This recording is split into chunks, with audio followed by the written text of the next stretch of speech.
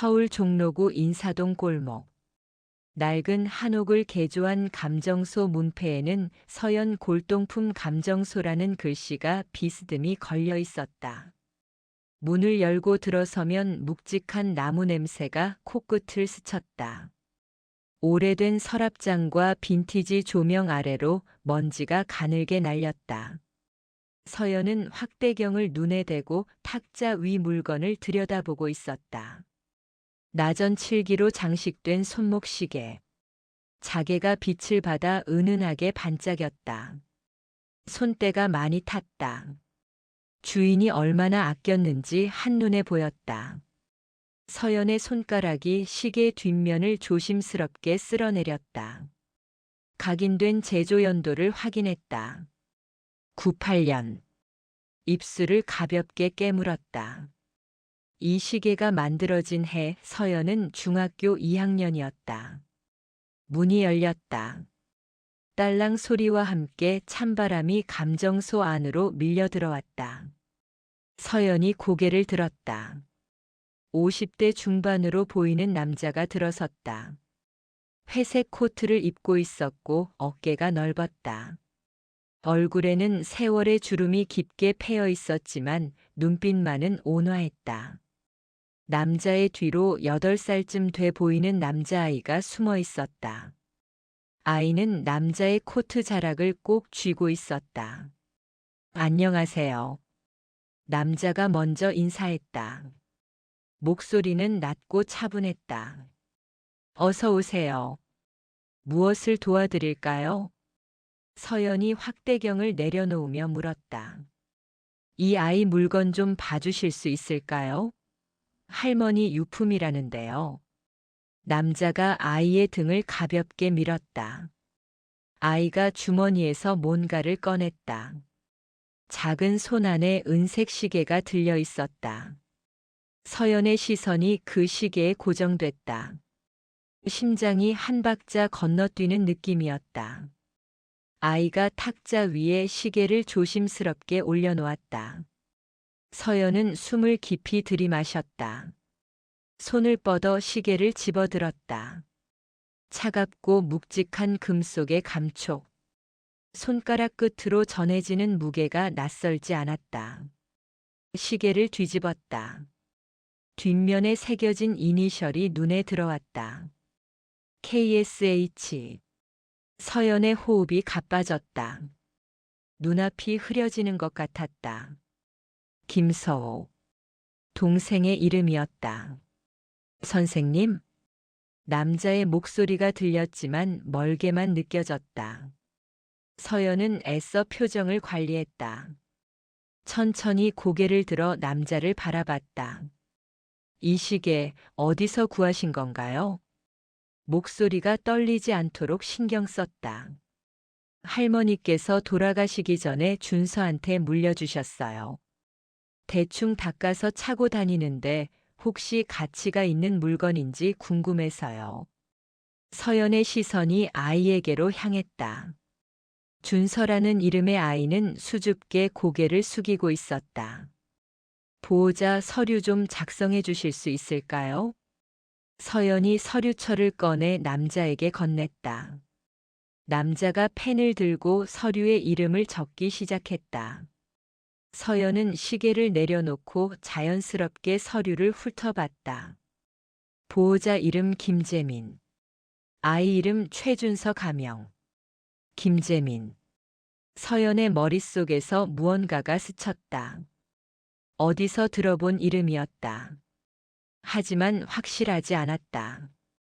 잠시만요. 화장실 좀 다녀올게요. 재민이 자리에서 일어났다. 안쪽에 있습니다. 서연이 손으로 방향을 가리켰다. 재민이 안쪽으로 사라졌다. 준서는 탁자 옆에 서서 시계를 물끄러미 바라보고 있었다. 서연의 시선이 재민이 놓고 간 가방으로 향했다. 가방 지퍼가 반쯤 열려 있었다. 잠깐만 보는 거야. 서연은 주위를 살피며 가방 속을 들여다봤다. 서류 파일이 보였다. 손을 뻗어 파일을 살짝 꺼냈다. 서류 사이로 낡은 종이 한 장이 삐져나와 있었다. 복사본처럼 보였다. 화재 피해자 명단이라는 제목이 눈에 들어왔다. 1999년 10월 31일 대구 상가 화재. 서연의 손이 멈췄다. 그 날짜, 그 장소. 절대 잊을 수 없는 날이었다. 명단을 따라 시선이 내려갔다. 사망자 명단에 빨간 줄이 그어진 이름이 있었다. 김서우 10세. 서연의 입술이 바르르 떨렸다. 서류를 다시 가방 속에 밀어 넣었다. 손이 떨려서 제대로 집어넣지 못했다. 심호흡을 했다. 가슴이 터질 것 같았다.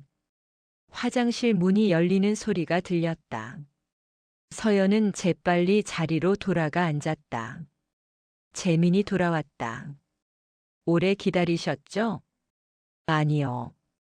괜찮습니다. 서연의 목소리는 평소보다 한 톤 낮았다. 재민이 자리에 앉았다. 이 시계 가치가 어느 정도 될까요? 서연은 시계를 다시 집어들었다. 손가락이 이니셜을 쓸어내렸다. KSH. 정확한 감정은 며칠 걸립니다. 일주일 후에 다시 오시겠어요? 그럼 그렇게 하죠. 근데 선생님 혹시 가정 방문도 하시나요? 가정 방문이요? 준서 할머니가 남긴 유품이 좀 더 있거든요. 집에서 한꺼번에 봐주시면 좋을 것 같아서요. 서연의 심장이 다시 빠르게 뛰기 시작했다. 그러시군요. 주소 남겨주시면 연락드리겠습니다. 감사합니다. 재민이 명함을 꺼내 탁자 위에 놓았다. 서연은 명함을 집어들었다.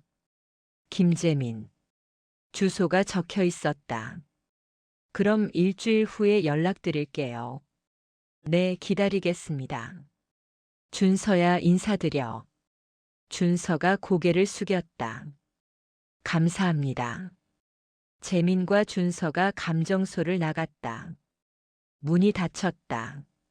서연은 그제야 긴장을 풀고 의자에 깊숙이 몸을 기댔다. 시계를 두 손으로 감싸 쥐었다. 25년 전 서연이 첫 아르바이트로 번 돈으로 동생에게 사준 시계였다. 1999년 10월 3일 서호의 생일 선물이었다. 그날 서연은 동생의 가느다란 손목에 시계를 채워줬다. 서호야, 누나가 첫 월급으로 산 거야. 동생은 시계를 보며 환하게 웃었다. 그리고 한 달 후 화재가 일어났다. 서연은 책상 서랍을 열었다. 깊숙이 넣어둔 낡은 사진 한 장을 꺼냈다. 사진 속 15살 서연이 10살 서호의 손목에 시계를 채워주고 있었다. 사진 뒷면에 적힌 메모. 서호야, 누나가 첫 월급으로 산 거야. 1999년 10월 3일. 서연의 눈가에 눈물이 맺혔다. 25년 만에 다시 나타난 시계. 그리고 김재민이라는 이름. 서연은 명함을 다시 들여다봤다.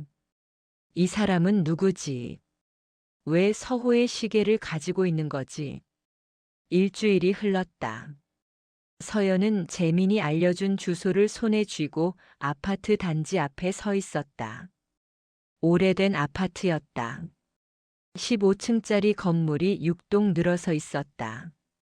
재민의 집은 3동 7층이었다. 엘리베이터를 타고 올라가는 동안 서연의 심장은 계속 빠르게 뛰었다. 무엇을 발견하게 될까? 어떤 진실이 기다리고 있을까? 7층에서 내렸다. 703호. 초인종을 눌렀다. 잠시 후 문이 열렸다. 어서 오세요. 재민이 환하게 웃으며 문을 열어줬다.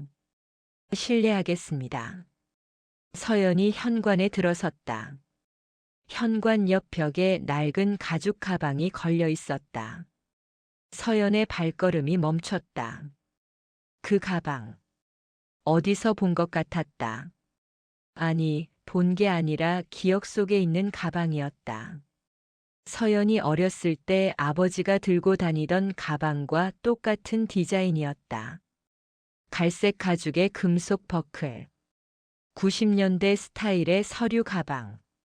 이쪽으로 오세요. 재민의 목소리에 서연은 정신을 차렸다. 거실로 들어섰다. 깔끔하게 정돈된 공간이었다.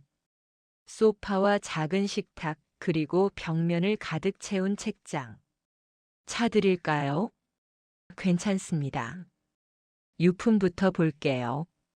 그럼 잠깐만 기다리세요. 부엌에서 물 한 잔만 가져올게요.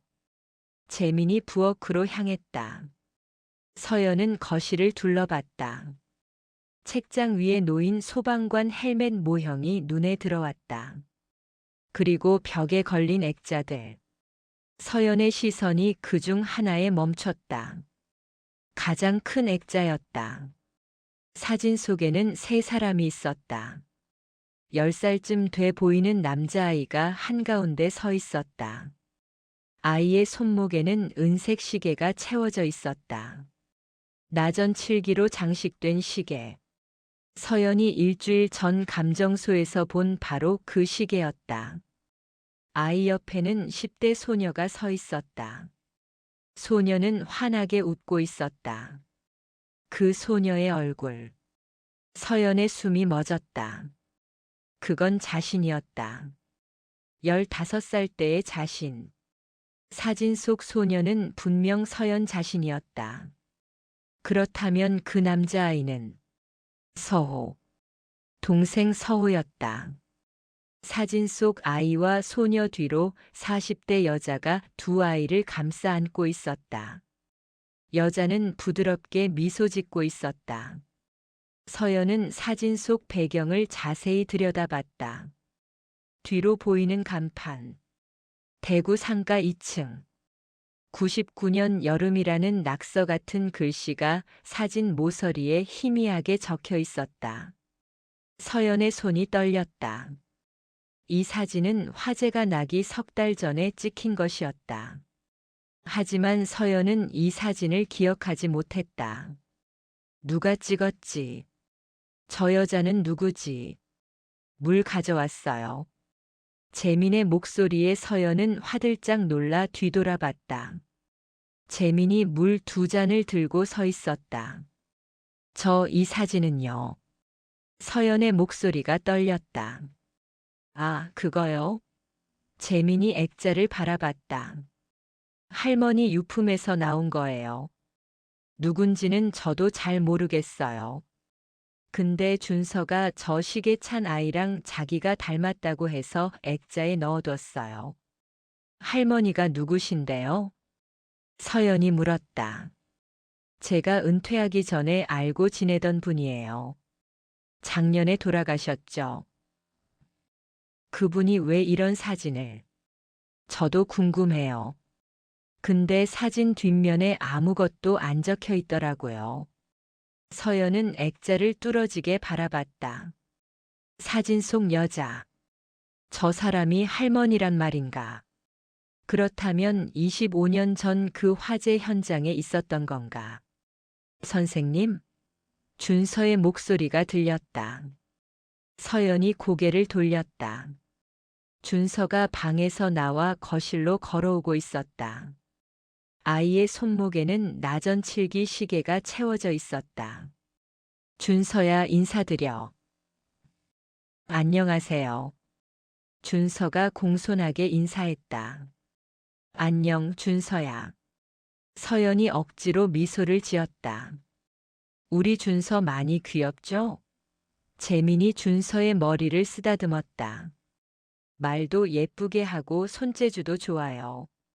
저 시계도 준서가 직접 닦은 거예요. 서연의 시선이 준서의 손목으로 향했다. 시계는 깨끗하게 광이 나 있었다. 준서야, 이 시계 할머니한테 받았어? 내 할머니가 돌아가시기 전에 저한테 주셨어요. 준서의 목소리는 맑고 또렷했다. 할머니가 뭐라고 하셨어? 이 시계는 소중한 사람한테 받은 거니까 너도 소중하게 간직하라고 하셨어요. 서연의 가슴이 먹먹해졌다. 소중한 사람. 그게 누구였을까? 서연 자신이었을까? 아니면 서우였을까? 선생님 같이 놀아요. 준서가 서연의 손을 잡아 끌었다. 준서야, 선생님 바쁘셔. 재민이 말렸다. 괜찮아요. 잠깐 놀아줄게. 서연이 준서를 따라 방으로 들어갔다. 방은 아이답게 장난감과 책으로 가득했다. 준서가 책상 위에서 무언가를 가져왔다. 작은 팔찌였다. 이것 봐요. 제가 만든 거예요. 팔찌는 알록달록한 구슬로 엮어져 있었다. 서연의 눈이 커졌다. 그 패턴, 그 색깔의 조합. 25년 전 서연이 서호에게 만들어준 팔찌와 똑같았다. 이거 누가 만드는 법 가르쳐 줬어? 할머니요. 할머니가 옛날에 어떤 아이한테 만들어줬던 거랑 똑같이 만들라고 하셨어요. 서연의 입술이 바르르 떨렸다. 할머니가 그랬어? 그 아이가 누군지 말씀하셨어? 아니요. 그냥 소중한 아이였다고만 하셨어요.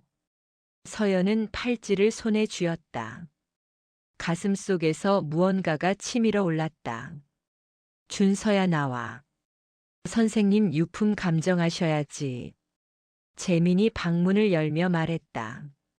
준서가 방을 나갔다. 서연은 잠시 그 자리에 멈춰 서 있었다. 팔찌를 내려다봤다. 이건 우연이 아니었다. 할머니라는 사람. 그 사람은 25년 전 무슨 일이 있었는지 알고 있었다. 서연은 팔찌를 조심스럽게 책상 위에 내려놓고 거실로 나왔다. 유품은 이쪽에 있어요. 재민이 장롱문을 열었다. 안에는 낡은 상자들이 쌓여 있었다. 서연은 상자를 하나씩 열어 감정하기 시작했다. 오래된 도자기, 은수저, 비녀들. 모두 가치 있는 물건들이었다. 하지만 서연의 머릿속은 온통 그 사진과 팔찌로 가득했다. 감정 다 끝나셨어요? 재민이 물었다. 네. 내일 정식 감정서 보내드릴게요. 감사합니다. 서연은 가방을 챙겨 일어섰다. 현관으로 향하면서 다시 한번 벽의 액자를 바라봤다. 사진 속 세 사람이 환하게 웃고 있었다. 서연은 재민을 돌아봤다. 재민 씨, 혹시 그 할머니 성함이 어떻게 되세요? 이명애 씨예요. 왜요? 그냥 궁금해서요. 이명희. 서연은 그 이름을 머릿속에 새겼다. 그럼 저 이만 가볼게요. 조심히 가세요. 문을 나서는 서연의 뒷모습을 재민이 배웅했다. 엘리베이터를 기다리는 동안 서연은 핸드폰을 꺼냈다. 포털 사이트에 이명희라는 이름을 검색했다. 하지만 너무 흔한 이름이라 수백 개의 결과가 나왔다. 엘리베이터가 도착했다. 서연은 폰을 주머니에 넣고 엘리베이터에 올랐다. 1층으로 내려가는 동안 서연의 머릿속은 복잡했다. 그 사진은 어떻게 찍힌 걸까? 이명희는 누구일까? 왜 서호의 시계를 가지고 있었을까? 아파트를 나와 주차장으로 향했다. 차에 올라타 시동을 걸었다. 백미러에 비친 자신의 얼굴이 창백했다. 서연은 핸들을 꽉 쥐었다. 이제 알아야 했다. 25년 전 그날 무슨 일이 있었는지, 서호에게 무슨 일이 일어났는지, 그리고 이명희라는 사람이 왜 서호의 물건을 가지고 있었는지. 차를 출발시키며 서연은 다짐했다. 반드시 진실을 찾아내겠다고. 밤 11시. 서연의 감정소는 어둠 속에 잠겨 있었다. 책상 위 스탠드 하나만이 희미한 빛을 내고 있었다. 서연은 컴퓨터 앞에 앉아 있었다. 화면에는 김재민의 신상 정보가 떠 있었다. 이름 김재민. 나이 54세. 직업 은퇴한 소방관. 서연의 손가락이 마우스를 움직였다. 경력 사항을 클릭했다. 1999년부터 2019년까지 대구 소방서 근무. 대구. 서연의 심장이 쿵 하고 내려앉았다. 재민이 대구에서 소방관으로 일했다. 그렇다면 25년 전 그 화재 현장에 있었을 가능성이 높았다. 서연은 책상 서랍을 열었다. 깊숙이 넣어둔 파일을 꺼냈다. 먼지가 풀풀 날렸다. 파일을 열자 누렇게 바랜 신문 스크랩이 나왔다. 1999년 11월 1일자 신문. 대구 상가 화재 10명 사망. 서연은 기사를 천천히 읽어 내려갔다. 10월 31일 오후 3시경 대구 중구 상가 건물에서 화재 발생. 건물 2층 음식점에서 시작된 불은 3층까지 번졌다. 사망자 10명, 부상자 23명. 서연의 손가락이 기사 아래 사진으로 향했다. 무너진 건물 앞에서 소방관 한 명이 아이를 안고 나오는 모습이었다. 사진 속 소방관의 얼굴은 그을음으로 뒤덮여 있었다. 하지만 서연은 알 수 있었다. 그 사람이 재민이라는 것을. 기사 하단에 작은 글씨로 적힌 문구가 있었다. 의인 소방관 김재민 씨 어린이 3명 구조. 서연의 눈가에 눈물이 맺혔다. 재민이 그날 현장에 있었다. 동생을 구했을 수도 있었다. 아니면. 서연은 고개를 저었다. 생각하고 싶지 않았다. 핸드폰이 울렸다. 화면에 떠오른 이름은 수진. 서연의 후배 감정사였다. 여보세요. 선배 아직도 안 주무세요? 수진의 목소리가 들렸다. 응. 일 좀 보고 있어. 선배 그 시계 말이에요. 수진의 목소리가 진지해졌다. 시계? 일주일 전에 감정 맡기신 거요. 나전칠기 손목 시계. 서연의 등이 쭉 펴졌다. 그래, 그거 어떻게 됐어? 선배가 부탁하신 대로 DNA 검사 의뢰했잖아요. 응. 결과 나왔어요. 서연은 숨을 죽였다. 이상한 점이 있어요. 뭐가 이상한데? 시계에서 채취한 DNA가 보호자 김재민 씨 DNA랑 일치하지 않아요. 혈연 관계가 아니란 얘기야? 네. 완전히 달라요. 서연의 손이 떨렸다. 재민과 준서는 혈연이 아니었다. 그렇다면 준서는 누구인가? 그리고 더 이상한 게 있어요. 수진의 목소리가 낮아졌다. 뭔데? 그 시계에서 나온 DNA를 실종 아동 데이터베이스에 대조해 봤어요. 서연의 심장이 빠르게 뛰기 시작했다. 일치하는 항목이 하나 있어요. 누구? 실종자 이름 박하연. 박하연. 서연은 그 이름을 들어본 적이 없었다. 신고자가 누군지 아세요? 수진이 물었다. 누군데? 김서연이요. 25년 전에 신고했어요. 서연의 입에서 헛숨이 새어나왔다. 뭐라고? 선배 이름이랑 똑같아요. 근데 왜 선배가 박하연이라는 아이를 신고했어요? 서연의 머릿속이 하얘졌다. 박하연. 자신은 그런 이름을 가진 아이를 알지 못했다. 신고한 적도 없었다. 선배. 수진의 목소리가 들렸지만 멀게만 느껴졌다. 수진아, 그 자료 나한테 보내줄 수 있어? 네, 지금 바로 보낼게요. 전화가 끊겼다. 잠시 후 이메일 알림이 울렸다. 서연은 첨부 파일을 열었다. 실종 아동 신고서가 화면에 떠올랐다. 실종자 성명 박하연.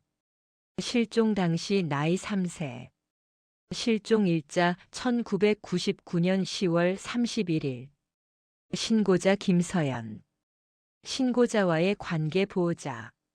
서연의 손이 떨렸다. 화재가 일어난 바로 그날. 자신의 이름으로 신고가 되어 있었다. 하지만 서연은 박하연이라는 아이를 본 적도 없었다. 신고한 적도 없었다. 도대체 무슨 일이 일어난 걸까? 서연은 의자에서 일어났다. 파일 캐비닛으로 걸어갔다. 맨 아래 서랍을 열었다. 오래된 상자가 들어 있었다. 서연은 상자를 꺼내 책상 위에 올려놓았다. 뚜껑을 열었다. 안에는 25년 전 자료들이 가득했다. 화재 관련 신문, 사망진단서, 경찰 조서. 서연은 서류들을 하나씩 꺼내 살펴봤다. 그러다 낡은 봉투 하나를 발견했다. 봉투를 열자 사진 몇 장이 나왔다. 화재 현장 사진이었다.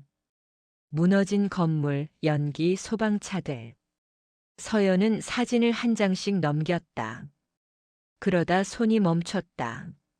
한 사진 속에 여자 한 명이 찍혀 있었다. 40대로 보이는 여자였다. 여자는 무너진 건물을 바라보며 울고 있었다. 서연은 그 얼굴을 자세히 들여다봤다. 재민의 지벽에 걸린 사진 속 여자와 똑같았다. 이명희. 서연의 심장이 쿵쿵 뛰었다. 이명희가 화재 현장에 있었다. 서연은 사진을 뒤집었다. 뒷면에 볼펜으로 휘갈겨 쓴 글씨가 있었다. 이명희 씨 화재 현장에서. 그 아래 작은 글씨로 더 적혀 있었다. 딸 수진 양 사망. 서연의 입이 벌어졌다. 이명희의 딸이 그 화재로 죽었다. 서연은 다시 컴퓨터 앞에 앉았다. 포털 사이트에 이명희 대구 화재를 검색했다. 몇 개의 기사가 떠올랐다. 그중 하나를 클릭했다. 1999년 11월 5일자 지역 신문이었다. 화재 희생자 유가족 인터뷰.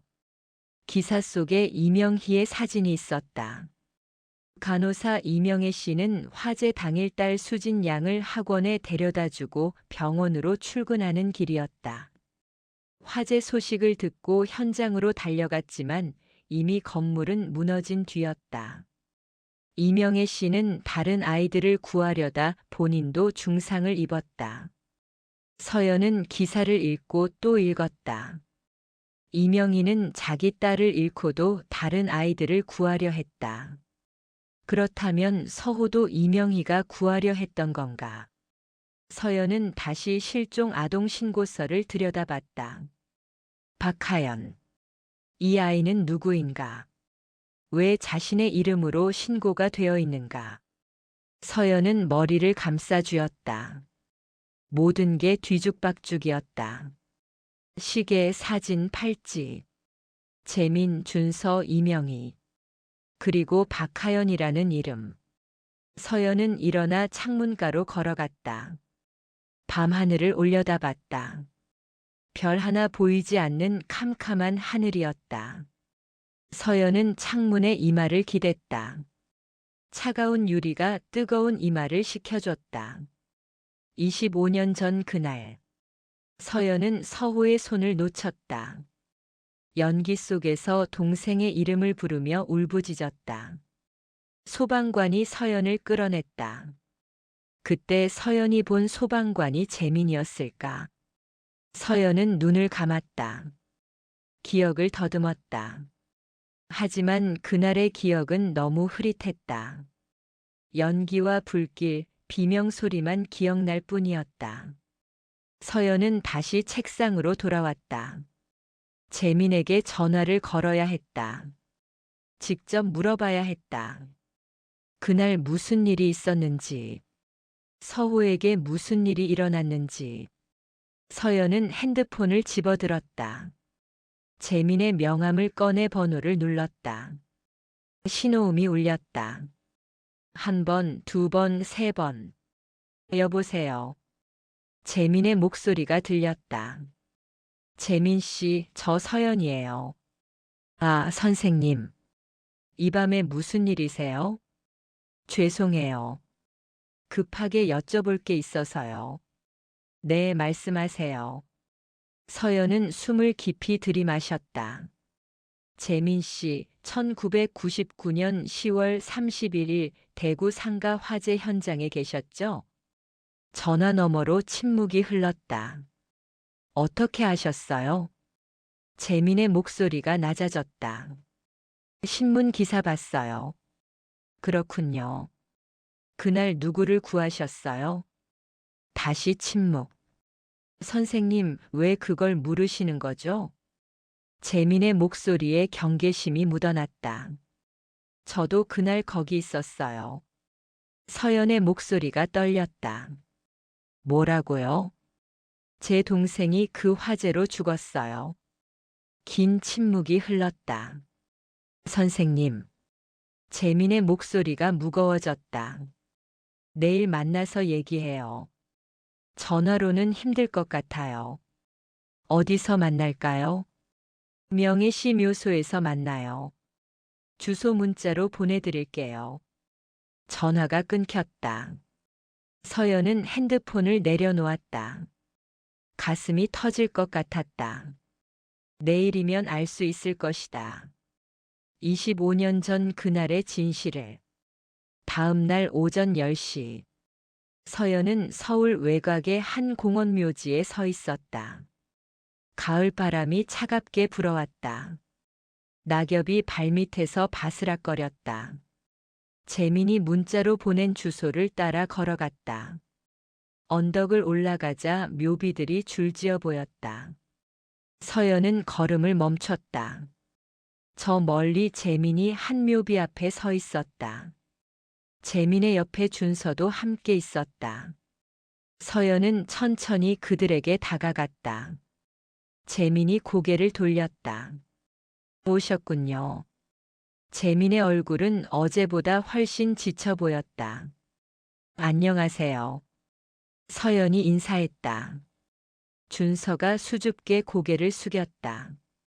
서연의 시선이 묘비로 향했다. 이명의 1999년에서 1999년. 그 아래 작은 글씨로 또 하나의 이름이 새겨져 있었다. 이수진 1990년에서 1999년. 서연의 가슴이 먹먹해졌다. 어머니와 딸이 같은 날 세상을 떠났다. 명희 씨가 그날 돌아가셨어요. 재민이 조용히 말했다. 신문에는 중상을 입었다고 나와 있던데요. 이틀 후에 돌아가셨어요. 화상이 너무 심했어요. 재민의 목소리가 떨렸다. 명희 씨는 제 선배였어요. 같이 구조 활동을 자주 했죠. 서연은 묘비를 바라보며 섰다. 그날 무슨 일이 있었는지 말씀해 주세요. 준서야, 저기 가서 잠깐 놀고 있어. 재민이 준서를 떨어진 곳으로 보냈다. 준서가 멀어지자 재민이 입을 열었다. 1999년 10월 31일 오후 3시 10분. 재민의 목소리는 마치 보고서를 읽듯 정확했다. 출동 명령이 떨어졌어요. 대구 중구 상가 건물 화재. 서연은 숨을 죽이고 들었다. 현장에 도착했을 때 이미 2층 전체가 불에 휩싸여 있었어요. 재민의 눈빛이 흔들렸다. 사람들이 계단으로 몰려 나오고 있었어요. 연기 때문에 앞이 보이지 않았죠. 서연의 손이 떨렸다. 그날의 기억이 되살아났다. 뜨거운 연기, 비명소리, 무너지는 천장. 저는 3층으로 올라갔어요. 학원이 있다는 신고가 들어왔거든요. 수진 양이 거기 있었나요? 네. 명희 씨 딸이 그 학원에 다녔어요. 재민이 묘비를 바라봤다. 하지만 3층은 이미 무너지고 있었어요. 들어갈 수가 없었죠. 그럼 수진 양은 그 자리에서 돌아가셨어요. 침묵이 흘렀다. 저는 2층으로 내려왔어요. 그때 명혜 씨를 봤죠. 재민의 목소리가 갈라졌다. 명혜 씨는 계단 중간에서 아이 둘을 끌어안고 있었어요. 서연의 심장이 빠르게 뛰었다. 한 명은 10살 정도 남자아이, 다른 한 명은 3살 정도 여자아이였어요. 그게 당신 동생 서우였어요. 서연의 다리에 힘이 풀렸다. 명혜 씨는 서우를 한쪽 팔에 안고 다른 아이를 다른 팔에 안고 있었어요. 왜 명혜 씨가 서우를? 제가 물었어요. 명혜 씨는 말했죠. 계단에서 쓰러진 남매를 발견했다고. 서연의 눈에 눈물이 맺혔다. 명혜 씨는 자기 딸을 구하러 가던 길이었어요. 하지만 쓰러진 아이들을 그냥 지나칠 수가 없었던 거죠. 재민이 고개를 숙였다. 저는 명혜 씨한테 아이들을 넘기라고 했어요. 제가 데리고 나가겠다고. 그런데요. 그때 천장이 무너졌어요. 서연의 입에서 헛숨이 새어나왔다. 명혜 씨는 두 아이를 감쌌어요. 자기 몸으로 아이들을 보호한 거예요. 재민의 눈에 눈물이 고였다. 저는 자네를 치우고 명희 씨를 끌어냈어요. 하지만 서우는 이미 숨이 끊어져 있었어요. 서연은 주저앉았다. 무릎이 땅에 닿았다. 안 돼. 서연의 입에서 신음이 새어나왔다. 천장 잔해가 서우를 직격했어요. 명희 씨가 감쌌지만 막을 수 없었죠. 서연은 땅을 움켜쥐었다. 흙이 손톱 사이로 파고들었다. 다른 아이는요? 서연이 떨리는 목소리로 물었다. 살아있었어요. 명희 씨가 더 단단히 감싼 게 그 아이였거든요. 그 아이가 박하연인가요? 재민이 고개를 끄덕였다. 네. 3살짜리 여자아이였어요. 그 아이는 지금 어디 있어요? 재민이 서연을 바라봤다. 모릅니다. 모른다고요? 저는 하연이를 병원으로 데려갔어요. 중상은 아니었지만 연기를 많이 마셨거든요. 재민이 한숨을 쉬었다. 병원에서 신원 확인을 하려 했는데 부모를 찾을 수가 없었어요. 화재로 돌아가신 건가요? 아니요. 애초에 그 아이 부모가 현장에 없었어요. 서연의 눈이 커졌다. 그럼 하연이는 혼자 있었다는 건가요? 그런 것 같았어요. 경찰이 조사했지만 보호자를 찾지 못했어요. 그래서요. 명희 씨가 깨어났을 때 하연이 얘기를 했어요. 재민의 목소리가 낮아졌다. 명희 씨는 자기가 하연이를 입양하겠다고 했어요. 자기 딸을 잃고도요? 아니, 자기 딸을 잃었기 때문이었어요. 서연은 재민을 바라봤다. 명희 씨는 말했어요. 수진이를 구하지 못한 대신 하연이라도 살려야 한다고. 재민이 주머니에서 오래된 사진 한 장을 꺼냈다. 이게 그때 찍은 사진이에요. 사진 속에는 병원 침대에 누운 명희와 그 옆에 서 있는 어린 여자아이가 있었다. 아이는 붕대를 감고 있었다. 하연이에요. 서연은 사진을 받아들었다. 아이의 얼굴을 자세히 들여다봤다. 명희 씨는 이틀 후에 돌아가셨어요. 재민이 계속 말했다. 하연이 입양 서류를 작성하고 나서였어요. 그럼 하연이는요? 입양기관으로 보내졌어요. 명혜 씨가 돌아가셨으니까요. 그 후로는요? 모릅니다. 저도 찾아보려 했지만 개인정보라 알 수가 없더군요. 서연은 사진을 내려다봤다. 그런데 왜 제 이름으로 실종 신고가 되어 있죠? 그건 명혜 씨가 한 거예요. 네. 명희 씨는 죽기 전에 저한테 부탁했어요. 하연이를 꼭 찾아달라고. 그리고 당신한테 연락하라고. 저한테요? 왜요? 명희 씨 말로는 당신이 하연이를 알 거라고 했어요. 서연은 고개를 저었다. 저는 하연이를 모릅니다. 한 번도 본 적 없어요. 저도 이상하게 생각했어요. 하지만 명희 씨는 분명히 당신 이름을 말했어요. 재민이 서연을 똑바로 바라봤다. 명희 씨는 말했어요. 서연 씨가 하연이와 서울을 함께 돌보던 사람이라고. 말도 안 돼요. 저는 서호 외에 다른 아이를 돌본 적 없어요. 서연의 목소리가 높아졌다. 저도 그렇게 생각했어요. 그래서 실종 신고를 당신 이름으로 낸 거예요. 언젠가 당신이 찾아올 거라고 믿으면서.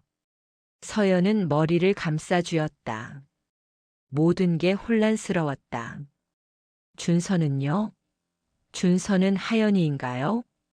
재민이 고개를 저었다. 아니요. 준서는 다른 아이예요. 그럼 준서는 누구예요? 제가 5년 전에 입양한 아이예요. 부모가 사고로 돌아가셔서 고아가 된.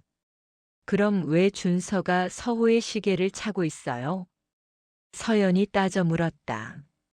재미는 한동안 말이 없었다. 그건 제 잘못이에요. 무슨 뜻이죠? 그날 저는 서호의 유품을 정리했어요. 시계, 팔찌, 사진.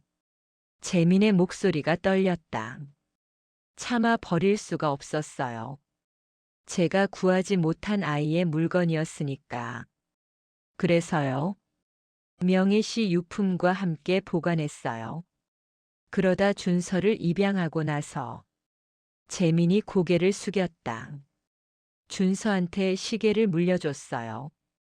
서호에 대한 속죄라고 생각하면서. 서연은 재민을 바라봤다. 재민의 얼굴에는 죄책감이 가득했다. 용서해 주세요, 서연 씨. 재민이 무릎을 꿇었다. 제가 조금만 더 빨리 움직였다면 서울을 살릴 수 있었을 거예요.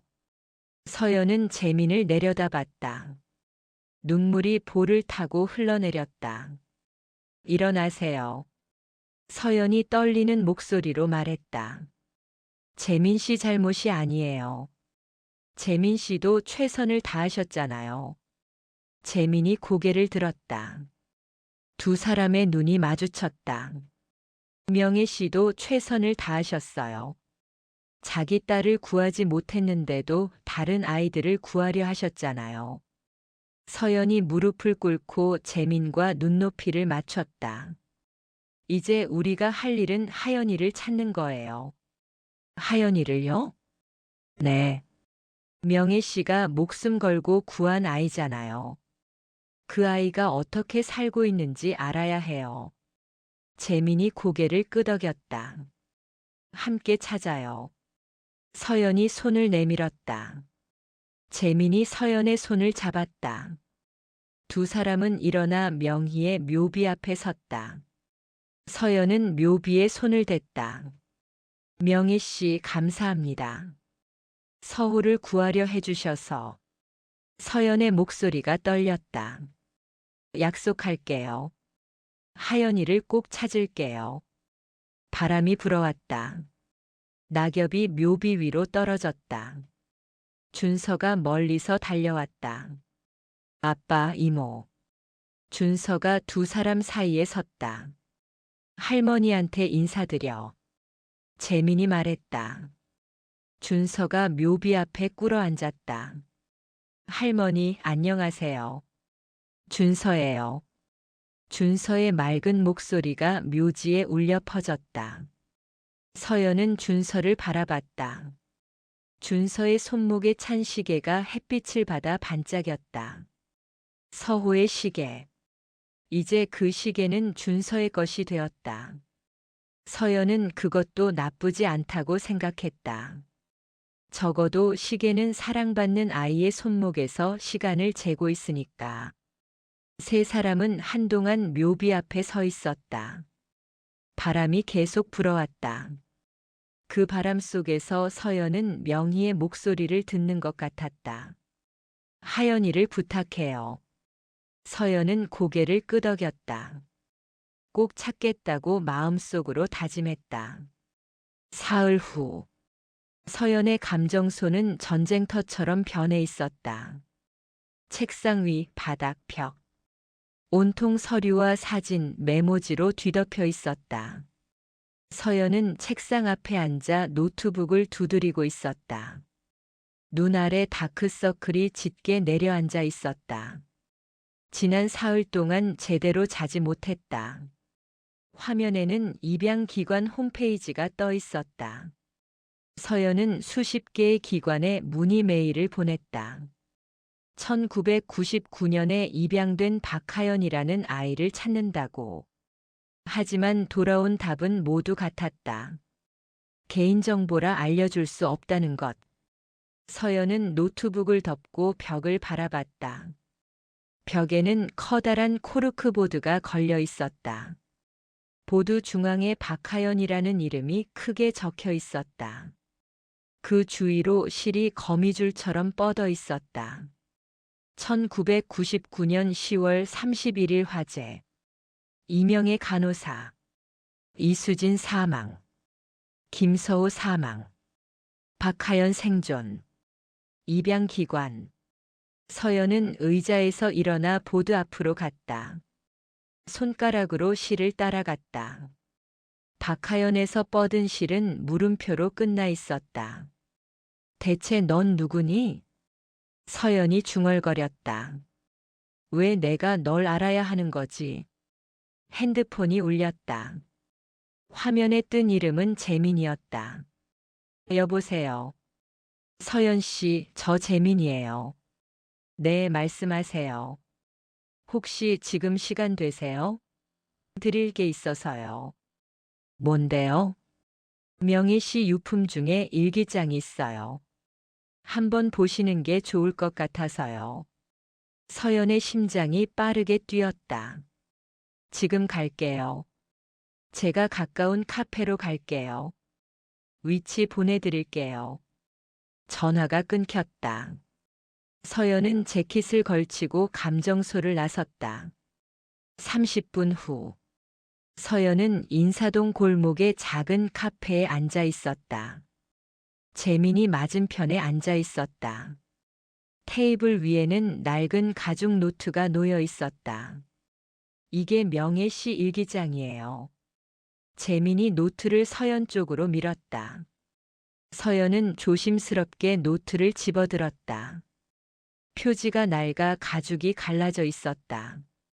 명혜 씨가 병원에서 마지막으로 쓴 거예요. 읽어봐도 돼요? 그러시라고 드리는 거예요. 서연은 노트를 펼쳤다. 삐뚤빼뚤한 글씨가 가득했다. 병상에서 쓴 글씨였다. 1999년 11월 1일. 서연은 그 날짜를 보고 가슴이 철렁했다. 명희가 죽기 하루 전이었다. 글을 읽기 시작했다. 오늘 재민이가 다녀갔다. 하연이가 잘 있다고 했다. 다행이다. 그 아이만이라도 살아서. 수진이를 구하지 못한 게 너무 후회된다. 하지만 하연이를 구한 건 잘한 일이라고 믿는다. 서연의 눈에 눈물이 맺혔다. 글을 계속 읽어내려갔다. 서우라는 아이도 미안하다. 그 아이 누나가 얼마나 슬플까. 서연이라는 이름의 누나. 화재 전날 상가에서 만났었다. 서연은 숨을 멈췄다. 화재 전날? 자신이 명희를 만났다고. 서연은 그날을 기억하려 애썼다. 하지만 아무것도 떠오르지 않았다. 글은 계속되었다. 서연이는 착한 아이였다. 동생 서호와 조카 하연이를 데리고 상가에 왔었다. 서연이 부모님이 2층 식당을 운영하셨다. 나는 3층 학원 앞에서 수진이를 기다리다 서연이를 만났다. 서연의 손이 떨렸다. 조카? 하연이가 자신의 조카라고. 서연은 재민을 바라봤다. 이게 무슨 말이에요? 저도 처음 읽었을 때 놀랐어요. 재민이 조용히 말했다. 계속 읽어보세요. 서연은 다시 일기장으로 시선을 돌렸다. 서연이는 하연이를 무척 아꼈다. 오빠가 일찍 돌아가셔서 조카를 자기가 키운다고 했다. 부모님이 식당 일로 바쁘니까 서연이가 하연이와 서우를 돌봤다. 그날도 서연이는 두 아이를 데리고 왔다. 나는 서연이한테 말했다. 아이들 손 꼭 잡고 다니라고. 요즘 화재 사고가 많으니 조심하라고. 서연이는 웃으며 대답했다. 걱정 마세요, 이모. 제가 잘 지킬게요. 서연의 눈에서 눈물이 떨어졌다. 종이 위에 눈물 자국이 번졌다. 자신이 하연이를 돌봤다. 자신의 조카였다. 하지만 왜 기억나지 않는가? 저는 기억이 안 나요. 서연의 목소리가 떨렸다. 하연이를 본 적도 없고 명희 씨를 만난 적도 없어요. 재민이 한숨을 쉬었다. 외상 후 스트레스 장애일 수 있어요. 뭐요? 화재 충격으로 일부 기억이 사라진 거예요. 서연은 고개를 저었다. 그럴 리 없어요. 저는 서우만 있었어요. 다른 아이는 없었어요. 기억이 사라진 거예요, 서연 씨. 재민의 목소리가 단호했다. 명희 씨 일기에 분명히 적혀 있잖아요. 서연은 일기장을 덮었다. 숨이 막혔다. 더 읽어보세요. 재민이 말했다. 뒤에 더 있어요. 서연은 다시 일기장을 펼쳤다. 마지막 페이지로 넘겼다. 화재 당일 나는 수진이를 학원에 데려다주고 병원으로 가는 길이었다. 갑자기 연기가 보였다. 상가 쪽이었다. 나는 차를 세우고 뛰어갔다. 수진이가 거기 있었으니까. 건물 안으로 들어갔다. 2층 계단에서 아이들을 발견했다. 서호와 하연이었다. 서연이는 보이지 않았다.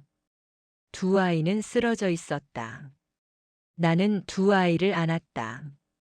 서우는 왼팔에, 하연이는 오른팔에. 계단을 내려가려는데 천장이 무너졌다. 나는 아이들을 감쌌다. 하연이를 더 꽉 안았다. 서우는 이미 의식이 없었으니까. 하연이만이라도 살려야 했다. 그리고 자네가 떨어졌다. 서연은 일기장을 덮었다. 더 이상 읽을 수 없었다. 눈물이 계속 흘러내렸다. 명희 씨는 마지막까지 하연이를 지켰어요. 재민이 말했다. 그리고 당신한테 하연이를 부탁했죠. 서연은 고개를 숙였다. 왜 저는 기억을 못하는 거죠? 의사 말로는 뇌가 스스로 기억을 지운 거래요. 왜요? 견딜 수 없는 고통이었으니까요. 재민이 서연의 손을 잡았다. 동생과 조카를 한 번에 잃는 고통. 그건 15살 아이가 감당하기엔 너무 컸어요. 서연은 울음을 터뜨렸다. 카페 안 사람들이 쳐다봤다. 하지만 서연은 신경 쓰지 않았다. 25년 동안 숨겨져 있던 기억. 자신에게 조카가 있었다는 사실. 그 아이를 지키지 못했다는 죄책감. 모든 게 한꺼번에 쏟아져 나왔다. 재민은 말없이 서연을 지켜봤다. 한참 후 서연이 고개를 들었다. 눈이 빨갛게 부어 있었다. 하연이를 찾아야 해요. 서연의 목소리는 확고했다. 제 조카예요. 제가 지켜야 했던 아이예요. 어떻게 찾을 건데요? 명희 씨가 입양 서류를 작성했다고 하셨죠? 네. 그 서류 어디 있어요? 입양기관에 제출했어요. 기관 이름이 뭐예요? 재민이 핸드폰을 꺼내 검색했다. 사랑의 집 입양센터예요. 서연은 그 이름을 핸드폰에 저장했다. 제가 직접 찾아가 볼게요. 개인정보라 안 알려줄 거예요. 방법이 있을 거예요. 서연이 자리에서 일어났다. 일기장 가져가도 돼요? 그러세요. 명희 씨도 그걸 원하실 거예요. 서연은 일기장을 가방에 넣었다. 재민 씨 고마워요. 천만에요. 함께 찾아요 하연이를. 두 사람은 악수했다. 서연은 카페를 나섰다. 찬바람이 얼굴을 때렸다. 서연은 하늘을 올려다봤다. 구름 사이로 햇살이 비쳤다. 25년 만에 진실이 드러나기 시작했다. 자신에게 조카가 있었다는 것. 그 아이를 잃었다는 것. 아니, 잃은 게 아니라 살아있다는 것. 어딘가에서 하연이는 살고 있다. 서연은 걸음을 재촉했다. 감정소로 돌아가 입양기관을 조사해야 했다. 하연이를 찾아야 했다. 더 이상 미룰 수 없었다. 감정소에 도착해 문을 열었다. 책상 위 전화기에 빨간 불이 깜빡이고 있었다. 부재중 전화가 있다는 표시였다.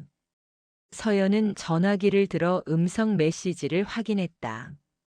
서연 씨, 저 수진이에요. 후배 감정사 수진의 목소리였다. 급한 일이 있어서 연락드려요. 박하연 건으로 새로운 정보가 나왔어요. 서연의 심장이 빠르게 뛰었다. 입양 기록을 더 조사했는데요. 이상한 점을 발견했어요. 수진의 목소리가 심각해졌다. 박하연이라는 이름으로 입양된 기록이 없어요. 서연의 눈이 커졌다. 대신 다른 이름으로 입양됐어요. 이름이 바뀐 거예요. 새 이름이 뭐예요? 서연이 전화기에 대고 소리쳤다. 하지만 메시지는 계속되었다. 최지혜예요. 하연이는 최지혜라는 이름으로 살고 있어요. 서연은 그 자리에 주저앉았다. 최지혜. 하연이의 새 이름. 자세한 건 직접 만나서 얘기해요. 지금 선배 감정소로 갈게요. 메시지가 끝났다. 서연은 전화기를 내려놓았다. 손이 떨렸다. 최지혜. 그 이름을 어디선가 들어본 것 같았다. 서연은 컴퓨터 앞에 앉았다. 검색창에 최지혜를 입력했다. 수많은 결과가 나왔다. 서연은 하나씩 클릭하며 확인했다. 그러다 한 기사에서 멈췄다. 2024년 기사였다. 신진 작가 최지의 첫 소설 출간. 기사 옆에 사진이 있었다. 20대 후반으로 보이는 여성이 책을 들고 웃고 있었다. 서연은 사진을 확대했다. 여성의 얼굴을 자세히 들여다봤다. 어딘가 낯익은 느낌이었다. 그 눈, 그 인매. 서연은 가방에서 명희의 일기장을 꺼냈다. 사이에 끼워져 있던 사진 한 장을 꺼냈다. 어린 하연의 사진이었다. 서연은 두 사진을 나란히 놓고 비교했다. 눈의 모양, 코의 라인, 입술의 곡선. 똑같았다. 하연이. 서연의 입에서 이름이 흘러나왔다. 찾았어. 드디어 찾았어. 눈물이 다시 흘러내렸다. 이번엔 슬픔이 아니라 안도의 눈물이었다. 하연이는 살아있었다. 최지혜라는 이름으로 작가가 되어 살고 있었다. 서연은 기사를 자세히 읽었다. 최지혜 작가는 입양아 출신으로 자신의 경험을 담은 소설을 썼다고 했다. 소설 제목은 잃어버린 시간. 서연은 그 제목을 보고 가슴이 뭉클했다. 하연이도 기억을 잃었을까? 자신을 기억하지 못할까? 문이 열리는 소리가 들렸다. 선배. 수진이 헐레벌떡 들어왔다. 찾았어요, 하연이요. 나도 찾았어.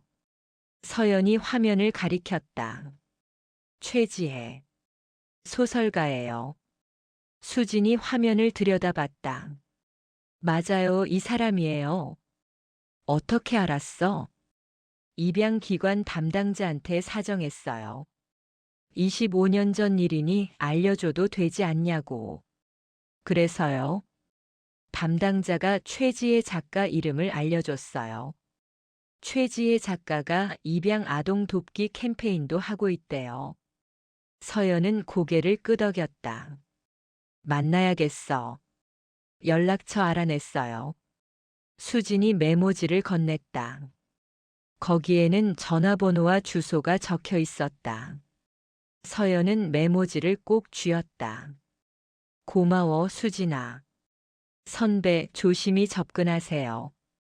상대방이 놀랄 수도 있어요. 알아. 서연은 핸드폰을 들었다. 번호를 누르려다 멈췄다. 뭐라고 말해야 할까? 25년 만에 만나는 조카에게. 자신을 기억하지도 못할 조카에게. 서연은 핸드폰을 내려놓았다. 직접 찾아가야겠어. 언제요? 지금 당장.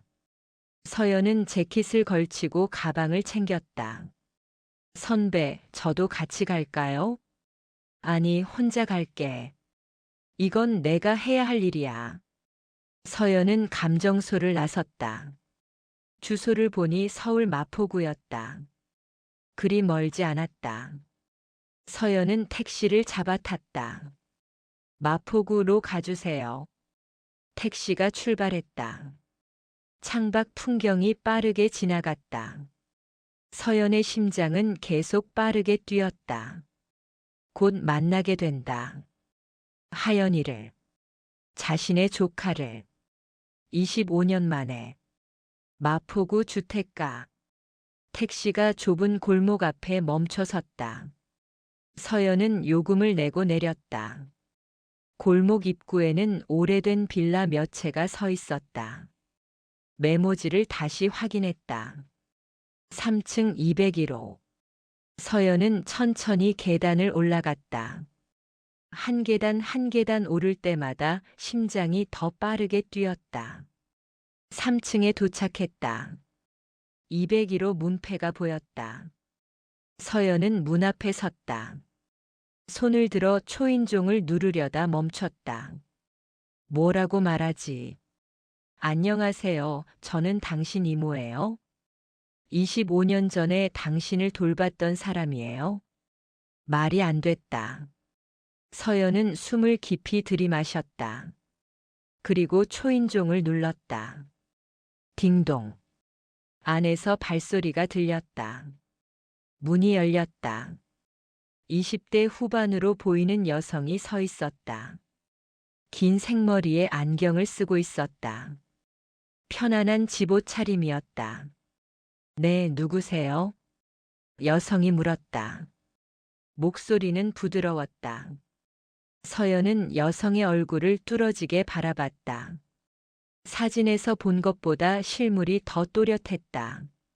눈매, 코, 입술. 모두 어린 시절 하연과 닮아 있었다. 저 최지혜 작가님 맞으시죠? 서연의 목소리가 떨렸다. 네, 맞는데요. 누구세요? 지혜가 고개를 갸우뚱했다.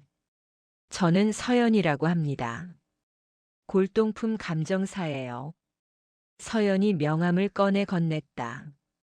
지혜가 명함을 받아들었다. 골동품 감정사요? 무슨 일로 오셨는데요? 작가님께 여쭤볼 게 있어서요. 잠깐만 시간 내주실 수 있을까요? 지혜는 잠시 망설이다 고개를 끄덕였다. 들어오세요.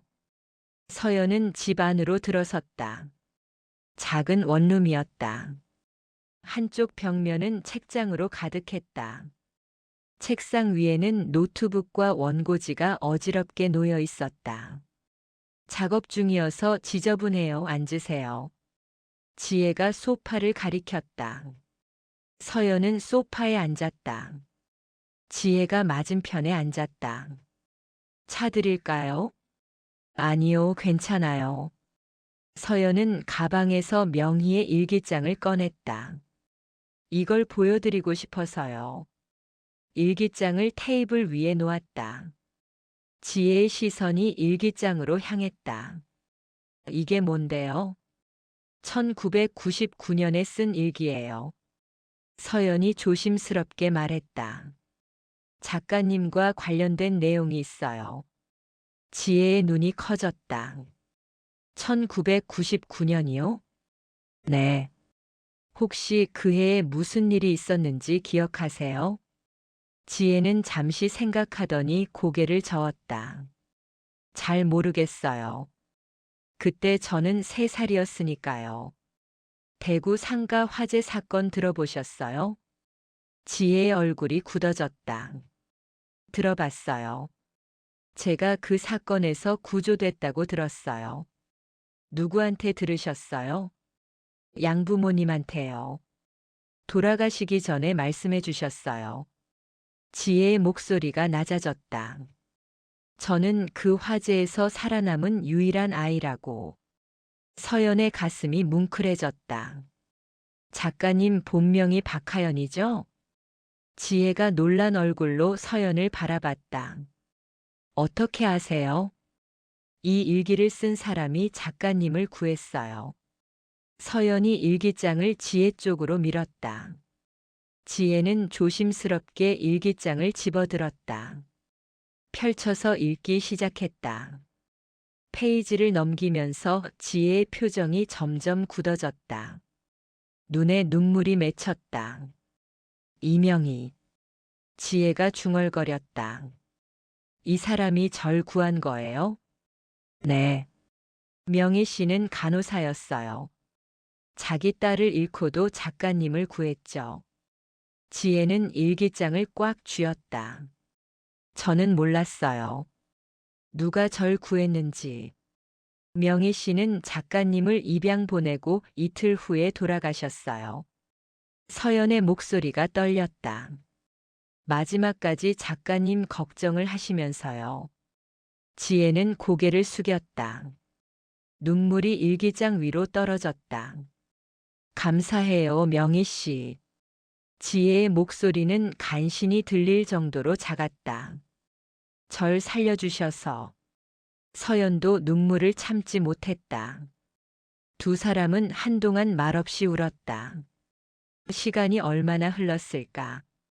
지혜가 먼저 고개를 들었다. 그런데 왜 이걸 저한테 보여주시는 거예요?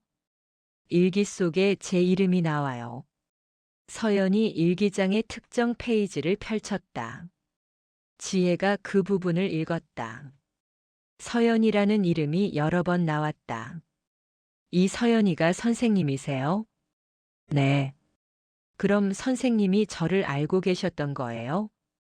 지혜의 목소리에 기대감이 묻어났다. 서연은 고개를 끄덕였다. 명희 씨 일기에 따르면 저는 작가님을 돌봤어요. 정말요? 네. 작가님은 제 조카였어요. 지혜의 입이 벌어졌다. 조카요? 제 오빠 딸이었어요. 오빠가 일찍 돌아가셔서 제가 작가님을 키웠대요. 서연이 눈물을 닦았다. 하지만 저는 기억이 안 나요. 왜요? 화재 충격으로 기억을 잃었어요. 작가님에 대한 기억이 통째로 사라졌죠. 지혜는 서연을 바라봤다. 저도 기억이 안 나요. 지혜가 말했다. 3살 때 일은 아무것도 기억나지 않아요. 두 사람의 눈이 마주쳤다. 서로 기억하지 못하는 관계. 하지만 분명히 연결되어 있었던 두 사람. 믿어주실 수 있을까요? 서연이 물었다. 증거는 이 일기밖에 없어요. 하지만 이건 진실이에요. 지혜는 한참 서연을 바라봤다. 믿어요. 지혜가 말했다. 왜요? 저는 증거도 없는데. 선생님 눈을 보면 알아요. 거짓말하는 눈이 아니에요. 지혜가 미소 지었다. 그리고 이상하게 마음이 편해요. 선생님을 보니까 서연의 눈에 다시 눈물이 맺혔다. 하연아. 서연이 지혜의 이름을 불렀다. 미안해. 너를 지키지 못해서. 아니에요. 지혜가 고개를 저었다. 선생님도 피해자예요. 15살밖에 안 됐잖아요. 지혜가 일어나 서연 옆에 앉았다. 서연의 손을 잡았다. 이렇게 찾아와 주셔서 고마워요. 나는 아무것도 기억 못하는데. 괜찮아요. 이제 새로 만들면 되잖아요. 지혜가 환하게 웃었다. 서연은 지혜를 꼭 껴안았다. 25년 만에 다시 만난 조카. 기억은 없지만 피는 속일 수 없었다. 두 사람은 한참을 그렇게 안고 있었다. 서연이 먼저 몸을 떼었다. 다른 분도 만나셨으면 좋겠어요. 다른 분이요? 명희 씨를 기억하는 소방관이 있어요. 김재민 씨라고. 그분도 저를 아세요? 네. 명희 씨와 함께 작가님을 구했어요. 지혜의 눈이 빛났다. 만나고 싶어요. 내일 시간 되세요? 네, 언제든 괜찮아요. 서연은 핸드폰을 꺼내 재민에게 문자를 보냈다. 하연이를 찾았습니다. 내일 만날 수 있을까요? 곧 답장이 왔다. 물론입니다. 장소 알려주세요. 서연은 지혜를 바라봤다. 내일 오후 2시에 명희 씨 묘소에서 만나요. 네, 알겠어요. 지혜가 고개를 끄덕였다. 명희 씨한테 인사드리고 싶어요. 서연은 가방을 챙겨 일어섰다. 그럼 내일 봬요. 선생님. 지혜가 서연을 불렀다. 네. 서연 이모라고 불러도 돼요? 서연의 가슴이 따뜻해졌다. 그럼요. 당연하죠. 고마워요, 이모. 지혜가 환하게 웃었다. 서연도 웃으며 문을 나섰다. 계단을 내려오는 서연의 발걸음은 가벼웠다. 가슴 속에 응어리져 있던 무언가가 풀린 느낌이었다. 하연이를 찾았다. 이제 남은 건 진실을 완전히 밝히는 것. 그날 무슨 일이 있었는지, 왜 자신은 기억을 잃었는지. 서연은 핸드폰을 꺼내 재민에게 전화를 걸었다. 여보세요, 서연 씨. 재민 씨, 하연이 만났어요. 정말요? 어떻던가요? 좋은 사람으로 자랐어요. 소설가가 됐더라고요. 다행이네요. 재민의 목소리에 안도감이 묻어났다. 재민 씨, 하나 더 부탁드려도 될까요? 뭐든지 말씀하세요. 혹시 그날 화재 현장 조사 보고서 같은 거 있으세요? 재민이 잠시 침묵했다. 있긴 한데요. 왜 필요하세요? 제 기억을 되찾고 싶어요. 서연의 목소리는 확고했다. 하연이를 어떻게 돌봤는지, 무슨 일이 있었는지 알고 싶어요. 보고서 보면 힘들 수도 있어요. 괜찮아요. 견딜 수 있어요. 알겠습니다. 내일 가져갈게요. 고마워요, 재민 씨. 전화를 끊고 서연은 하늘을 올려다봤다. 해가 서쪽으로 기울고 있었다. 노을이 하늘을 붉게 물들였다. 아름다운 색이었다. 서연은 그 노을을 한참 바라봤다. 내일이면 모든 진실을 알게 될 것이다. 잃어버린 기억도 돌아올 것이다. 서연은 그렇게 믿었다. 그리고 천천히 집으로 향했다. 밤. 서연은 침대에 누워 천장을 바라보고 있었다. 잠이 오지 않았다. 오늘 만난 지혜의 얼굴이 계속 떠올랐다. 환하게 웃던 모습, 서연 이모라고 부르던 목소리. 서연은 눈을 감았다. 기억을 떠올리려 애썼다.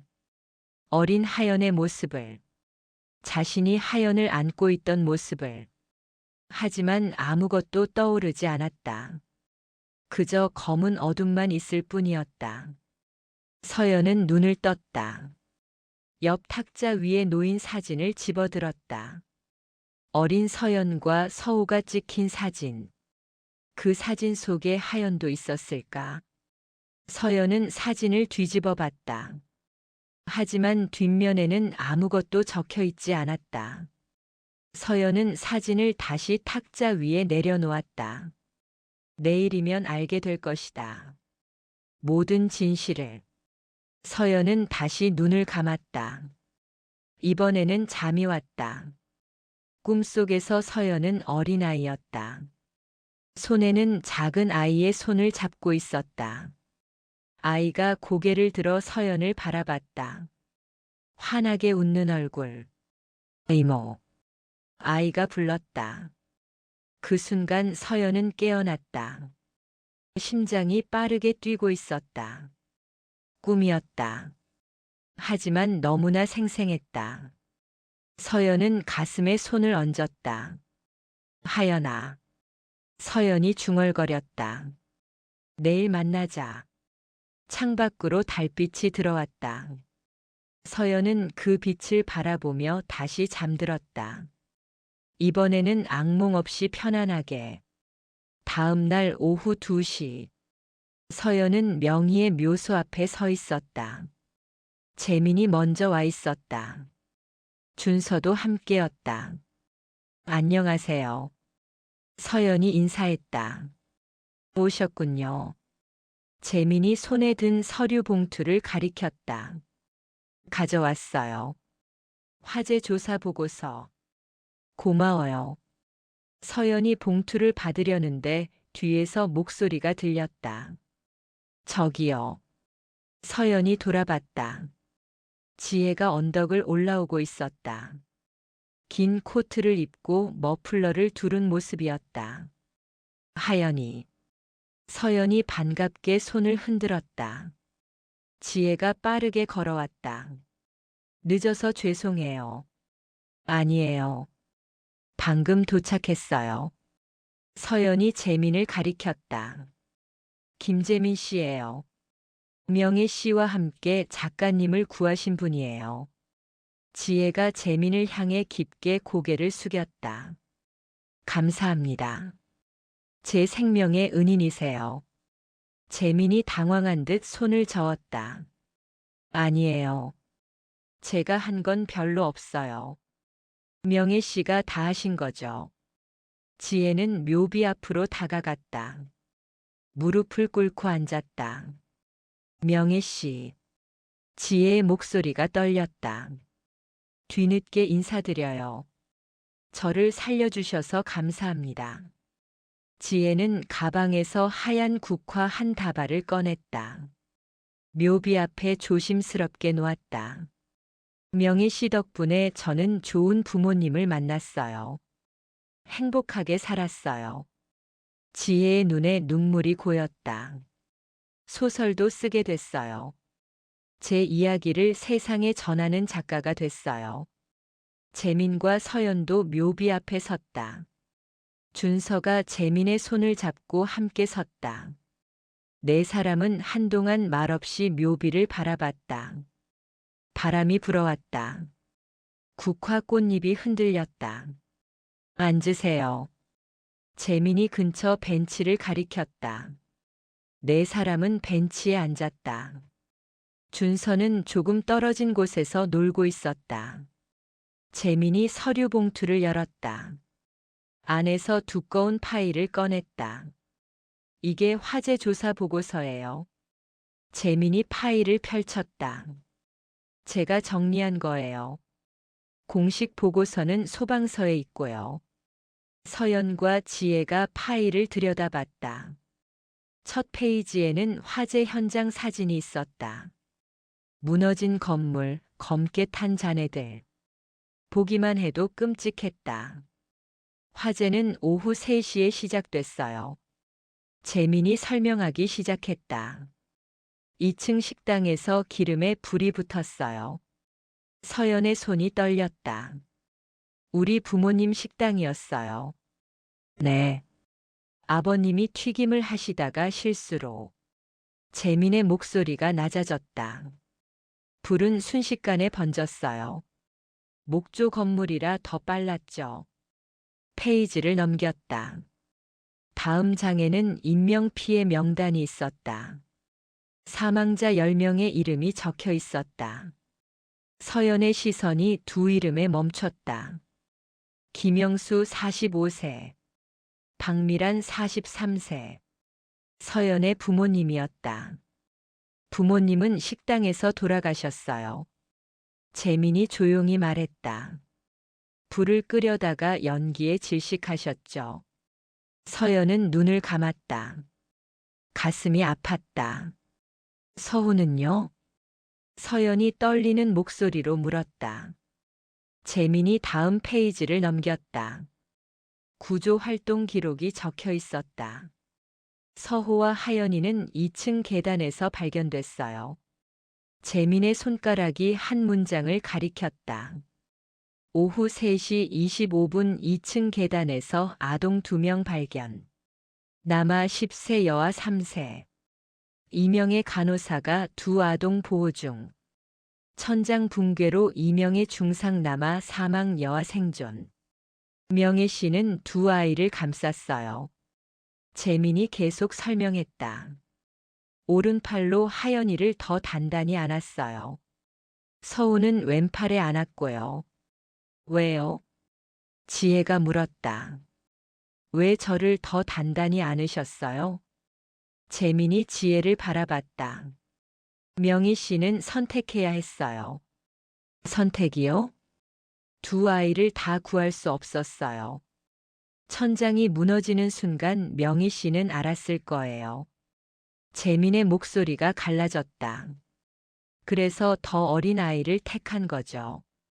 침묵이 흘렀다. 서훈은 이미 연기를 많이 마신 상태였어요. 재민이 다음 페이지를 넘겼다. 부검 결과가 적혀 있었다. 의식을 잃은 상태였죠. 명희 씨는 그걸 알았을 거예요. 서연의 눈에서 눈물이 흘러내렸다. 그래서 하연이를 택한 거예요. 살릴 수 있는 아이를. 지혜도 울고 있었다. 미안해요. 지혜가 서연을 바라봤다. 제가 살아서 서우가 죽은 거예요. 아니에요. 서연이 고개를 저었다. 명희 씨가 현명한 선택을 하신 거예요. 서연이 지혜의 손을 잡았다. 하연이 잘못이 아니에요. 재민이 파일에서 사진 한 장을 꺼냈다. 이게 명혜 씨 마지막 모습이에요. 사진 속 명희는 병원 침대에 누워 있었다. 온몸이 붕대로 감겨 있었다. 하지만 눈만은 또렷하게 떠 있었다. 명희 씨는 의식을 잃지 않았어요. 재민이 말했다. 마지막까지 정신이 또렷했죠. 무슨 말씀을 하셨어요? 서연이 물었다. 재민이 주머니에서 낡은 녹음기를 꺼냈다. 명혜 씨 유언을 녹음했어요. 들어봐도 될까요? 그러라고 가져왔어요. 재민이 재생 버튼을 눌렀다. 잡음이 들리더니 여자의 목소리가 흘러나왔다. 약하지만 또렷한 목소리였다. 재민 씨 들리세요? 네, 명희 씨 들려요. 재민의 목소리가 들렸다. 하연이 잘 있어요? 네, 병원에서 치료받고 있어요. 다행이에요. 긴 숨소리. 제 부탁 들어줄 수 있어요? 뭐든지 말씀하세요. 하연이 꼭 잘 키워주세요. 명희 씨가 입양하신다고 하셨잖아요. 저는 이제 얼마 못 가요. 목소리가 더 약해졌다. 제 딸 수진이를 못 구했어요. 명희 씨. 하지만 하연이는 구했어요. 그 아이만이라도 살려야 했어요. 기침 소리. 서우한테 미안해요. 그 아이도 구하고 싶었어요. 명희 씨 괜찮아요. 하지만 선택해야 했어요. 누구를 살릴지. 긴 침묵. 저는 엄마예요. 엄마는 선택해야 할 때가 있어요. 무슨 말씀이세요? 수진이와 하연이 중에서도 선택했어요. 서연과 지혜가 동시에 녹음기를 바라봤다. 3층으로 올라갈 수도 있었어요. 수진이를 구하러. 하지만요. 2층에서 쓰러진 아이들을 봤어요. 서호와 하연이를. 목소리가 떨렸다. 제 딸을 버리고 남의 아이를 구한 거예요. 명희 씨. 나쁜 엄마죠? 아니에요. 하지만 그게 맞는 선택이었어요. 힘겨운 숨소리. 수진이는 이미 구할 수 없었어요.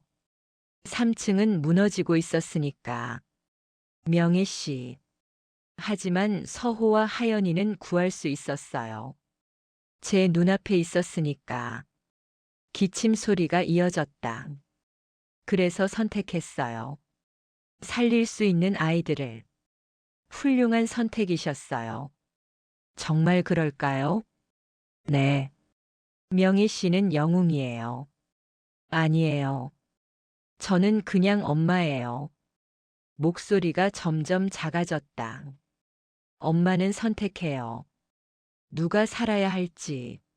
명희 씨 그만 말씀하세요. 재민 씨. 네. 서연이한테 연락해 주세요. 누구요? 서호 누나 서연이요. 하연이 이모. 어떻게 찾아요? 경찰이 알 거예요.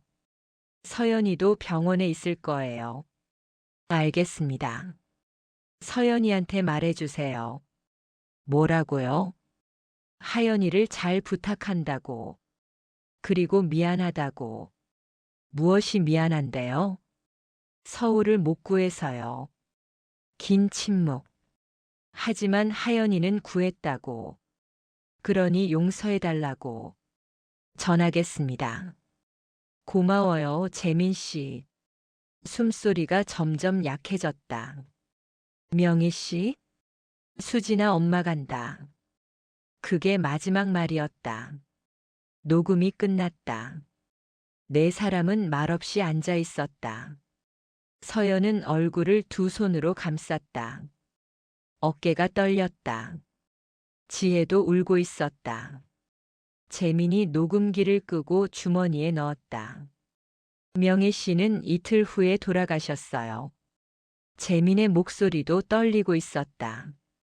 마지막까지 하연이 걱정을 하시면서요.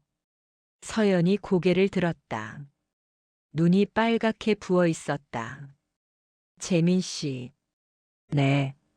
저한테 연락하셨어요? 재민이 고개를 저었다. 못했어요. 왜요? 서연 씨를 찾을 수가 없었어요. 어떻게요? 경찰이 알고 있었을 텐데. 서연 씨는 화재 다음 날 병원을 나갔어요. 재민이 파일에서 또 다른 서류를 꺼냈다. 친척 집으로 갔다고 했어요.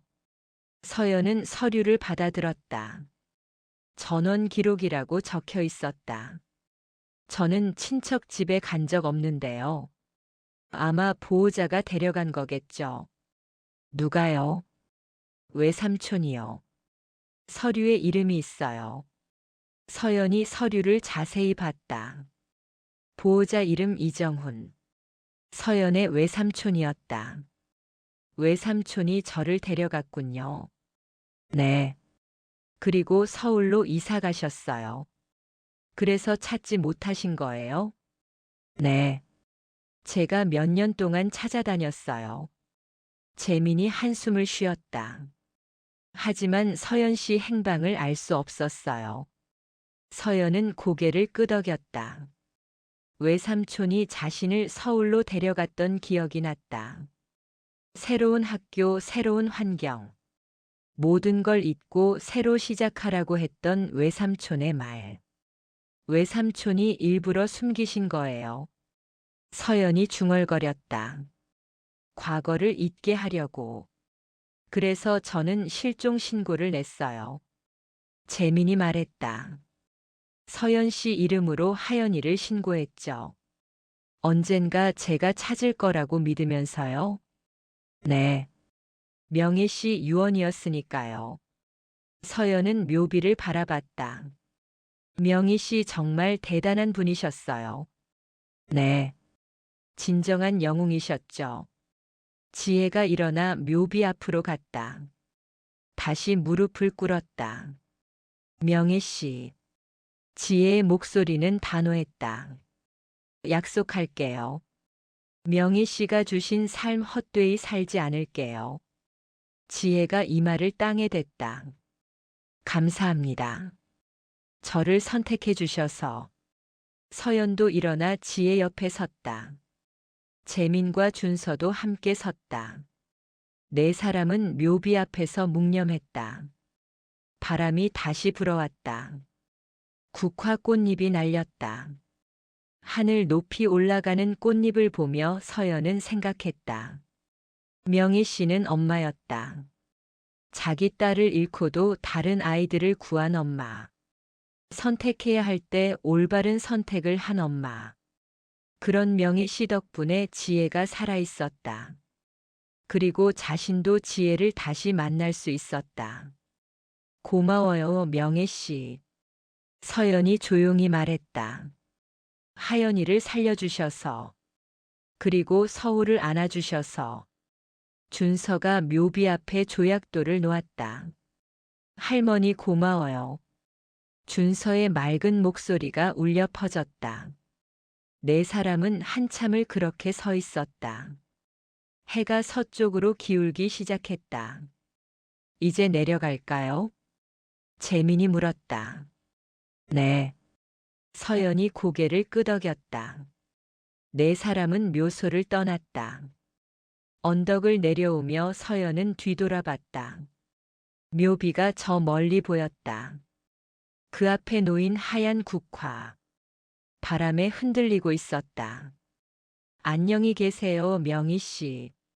서연이 마지막 인사를 했다. 그리고 천천히 걸어 내려갔다. 지혜가 서연의 팔짱을 꼈다. 이모. 응? 이제 어떻게 하면 돼요? 뭐가? 우리 관계요. 어떻게 지내면 될까요? 서연이 미소 지었다. 가족으로 지내면 되지. 정말요? 당연하지. 넌 내 조카잖아. 지혜가 환하게 웃었다. 좋아요, 이모. 두 사람은 팔짱을 낀 채 걸었다. 재민과 준서가 뒤따라왔다. 네 사람의 그림자가 저녁 햇살에 길게 늘어졌다. 함께 걷는 그림자. 마치 하나의 가족처럼. 2년 후 2026년 가을. 서연의 감정소 간판이 바뀌어 있었다. 서연 유품과 기억 감정소. 문을 열고 들어서면 예전과 달리 따뜻한 느낌이 들었다. 벽에는 사람들의 사연을 담은 사진들이 걸려 있었다. 오래된 시계, 낡은 편지, 빛바랜 앨범. 모두 누군가의 기억이 담긴 물건들이었다. 서연은 책상에 앉아 노트북을 보고 있었다. 42살이 된 서연의 얼굴은 2년 전보다 편안해 보였다. 눈가의 주름도 부드러워졌다. 초인종이 울렸다. 딸랑. 문이 열리며 지혜가 들어왔다. 이모 안녕하세요. 하연아 왔어? 서연이 환하게 웃으며 일어났다. 지혜는 이제 30살이 되었다. 긴 머리를 한쪽으로 넘기고 있었다. 손에는 책 한 권을 들고 있었다. 이거 봐요. 지혜가 책을 서연에게 건넸다. 드디어 나왔어요. 서연은 책을 받아들었다.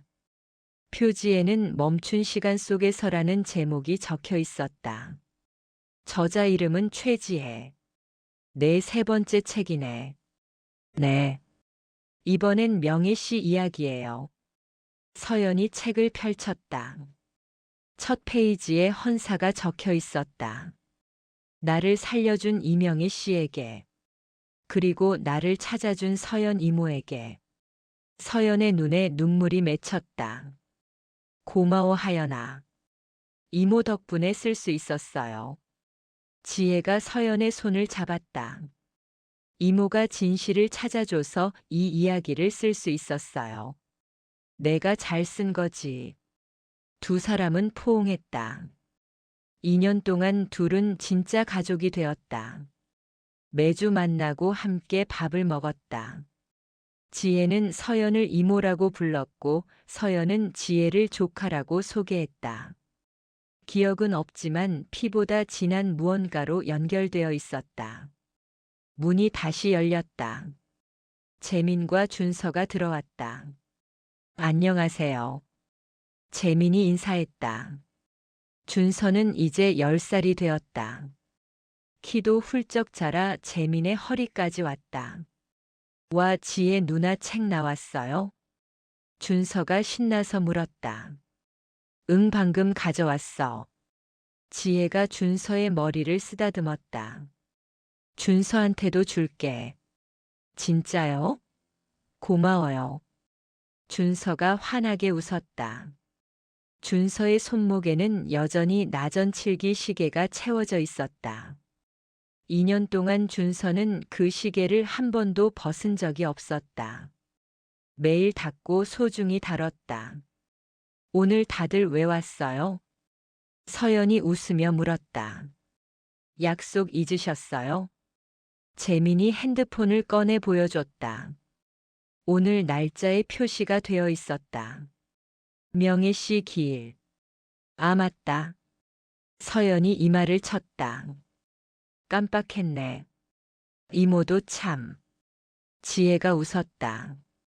그럼 이제 갈까요? 그래, 가자. 네 사람은 감정소를 나섰다. 재민의 차를 타고 묘지로 향했다. 차 안에서 준서는 신나게 학교 이야기를 했다. 아빠, 저 어제 시험에서 100점 받았어요. 정말? 우리 준서 대단한데. 선생님이 칭찬해 주셨어요. 준서의 목소리는 자랑스러웠다. 서연은 백미러로 준서를 바라봤다. 환하게 웃는 모습이 서호와 닮았다는 생각이 들었다. 서호도 저렇게 자랐을까? 아니, 어쩌면 지혜가 서호의 목까지 살고 있는 건지도 몰랐다. 1시간 후, 네 사람은 명희의 묘소 앞에 섰다. 2년 만에 다시 찾은 곳이었다. 묘비는 여전히 그 자리에 있었다. 이명희, 이수진, 두 이름이 나란히 새겨져 있었다. 지혜가 가져온 국화를 묘비 앞에 놓았다. 재민이 준비한 과일과 음식을 차렸다. 준서는 작은 편지를 꺼냈다. 할머니, 제가 편지 썼어요. 준서가 편지를 펼쳤다. 할머니 안녕하세요. 준서예요. 저 이제 5학년이 됐어요. 공부도 열심히 하고 친구들도 많이 사귀었어요. 준서의 목소리는 또랑또랑했다. 할머니가 살려주신 하연 누나는 작가가 됐어요. 멋진 책도 썼어요. 할머니 이야기를 담은 책이래요. 준서가 잠시 멈췄다. 저는 할머니를 본 적은 없지만 할머니가 영웅이라는 걸 알아요. 서호 형을 위해서도 제가 잘 살게요. 그리고 이 시계 소중히 간직할게요. 준서가 손목에 시계를 쓰다듬었다. 할머니 고맙습니다. 준서가 편지를 접어 묘비 앞에 놓았다. 재민이 준서의 어깨를 다독였다. 잘했어, 준서야. 지혜가 앞으로 나섰다. 명혜 씨. 지혜의 목소리는 차분했다. 저 2년 동안 정말 열심히 살았어요. 명혜 씨가 주신 삶을 헛되이 하지 않으려고요. 지혜가 책을 꺼내 묘비에 기댔다. 이 책이 많은 사람들에게 읽히고 있어요. 명희 씨 이야기가 세상에 알려지고 있어요. 지혜의 눈에 눈물이 고였다. 많은 사람들이 명희 씨를 기억할 거예요. 자기 딸을 잃고도 다른 아이들을 구한 진정한 엄마로요. 지혜가 묘비를 쓰다듬었다. 저도 이제 곧 엄마가 돼요. 서연이 놀라 지혜를 바라봤다. 뭐라고? 지혜가 배를 쓰다듬으며 웃었다. 3달 됐어요. 아직 아무한테도 안 말했는데 오늘 말하려고요. 하연아. 서연이 지혜를 껴안았다. 축하해, 정말 축하해. 재민과 준서도 박수를 쳤다. 누나 축하해요. 준서가 신나서 말했다. 지혜는 다시 묘비를 향했다. 명희 씨, 저도 이제 엄마가 돼요. 명희 씨처럼 좋은 엄마가 될게요. 그리고요. 지혜가 서연을 바라봤다. 아이 이름을 명희로 지으려고요. 딸이면 이명희, 아들이면 김명호로요. 서연의 눈에서 눈물이 흘러내렸다. 명희 씨가 좋아하시겠다. 네. 명희 씨 이름을 이어가고 싶어요. 네 사람은 묘비 앞에 나란히 섰다. 묵념을 올렸다. 바람이 불어왔다. 낙엽이 발밑으로 떨어졌다. 계절은 가을이었다. 2년 전 가을에 서연은 진실을 찾았다. 그리고 2년 후 가을에 새 생명을 맞이하게 되었다. 시간은 흘렀다. 멈춰있던 시간이 다시 흐르기 시작했다. 묵념을 마치고 네 사람은 벤치에 앉았다. 재민이 준비한 김밥을 나눠 먹었다. 이모 기억 좀 돌아왔어요? 지혜가 물었다. 서연은 고개를 가로저었다. 아직도 안 떠올라. 너를 돌봤던 기억은 여전히 없어. 괜찮아요. 이제 새로 만들면 되잖아요. 그래, 새로 만들자. 서연이 지혜의 손을 잡았다. 앞으로 50년은 함께 할 수 있잖아. 네. 50년 아니라 60년도 함께 해요. 두 사람은 웃었다. 재민이 커피를 따라 건넸다. 서연 씨 감정 소일은 잘 돼요? 응, 요즘 의뢰가 많이 들어와. 사람들이 유품 속에서 가족을 찾고 싶어 하더라고. 그럼 됐네요. 재민 씨는요? 요즘 뭐 하세요? 저는 소방관 후배들 교육하고 있어요. 안전교육 강사로요. 잘 어울리네요. 준서 키우면서 할 수 있는 일이라 좋아요. 준서가 끼어들었다. 아빠가 학교에 와서 안전교육했어요. 친구들이 우리 아빠 멋있대요. 그래. 우리 준서 자랑스럽겠다. 서연이 준서의 머리를 쓰다듬었다. 네 사람은 한참을 그렇게 앉아 있었다. 이야기를 나누고 웃었다. 마치 오래전부터 함께였던 가족처럼. 해가 서쪽으로 기울기 시작했다. 이제 갈까요? 재민이 물었다. 응, 가자. 네 사람은 일어났다.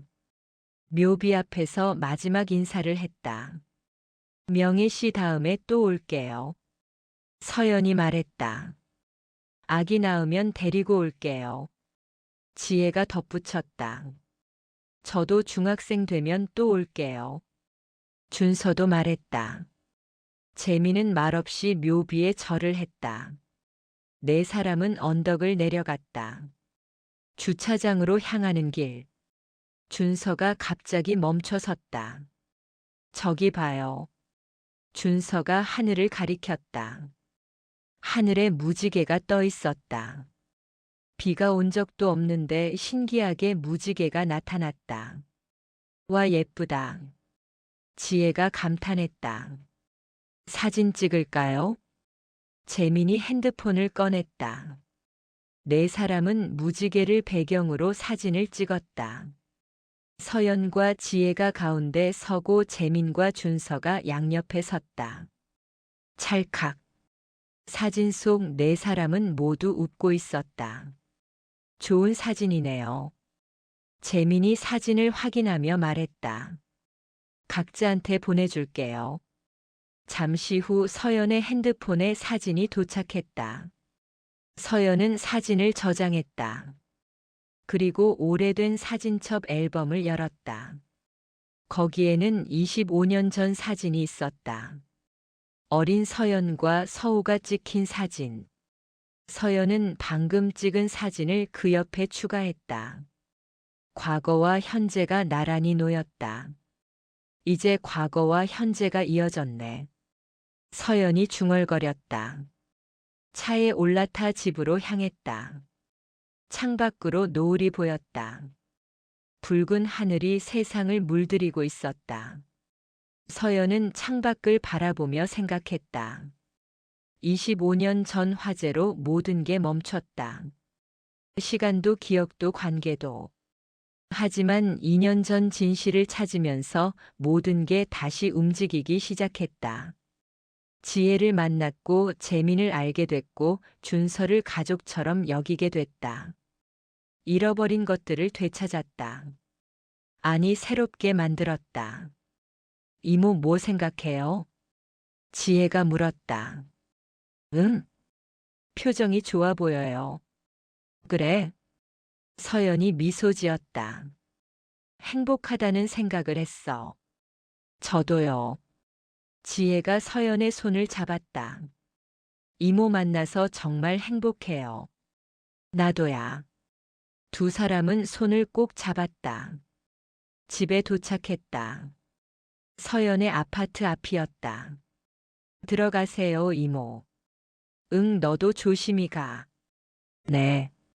서연은 차에서 내렸다. 손을 흔들며 배웅했다. 차가 떠나고 서연은 아파트로 들어갔다. 엘리베이터를 타고 올라갔다. 집 문을 열고 들어섰다. 거실 벽에는 새로운 액자가 걸려 있었다. 오늘 찍은 사진을 크게 인화한 것이었다. 무지개를 배경으로 웃고 있는 네 사람. 서연은 액자를 바라봤다. 그 옆에는 명희의 사진도 걸려 있었다. 젊은 시절 명희가 환하게 웃고 있는 사진. 고마워요, 명혜 씨. 서연이 사진에 대고 말했다. 덕분에 가족을 되찾았어요. 사진 속 명희는 여전히 웃고 있었다. 마치 잘했다고 말하는 것 같았다. 서연은 소파에 앉아 지혜가 준 책을 펼쳤다. 멈춘 시간 속에서 첫 장을 읽기 시작했다. 시간은 때로 멈춘다.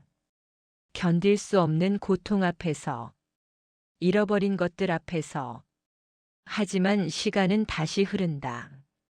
용기를 내어 진실을 마주할 때, 잃어버린 것들을 새롭게 만들어갈 때, 나는 멈춘 시간 속에 살았다. 25년 동안. 하지만 이제 시간은 다시 흐른다. 새로운 가족과 함께, 새로운 기억과 함께. 서연은 책을 덮었다. 눈에 눈물이 맺혔다. 지혜가 쓴 문장들이 가슴에 와닿았다. 서연은 책을 꼭 안았다.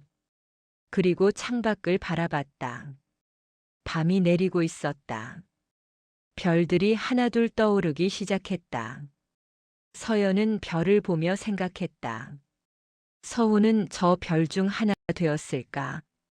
명희도 수진도.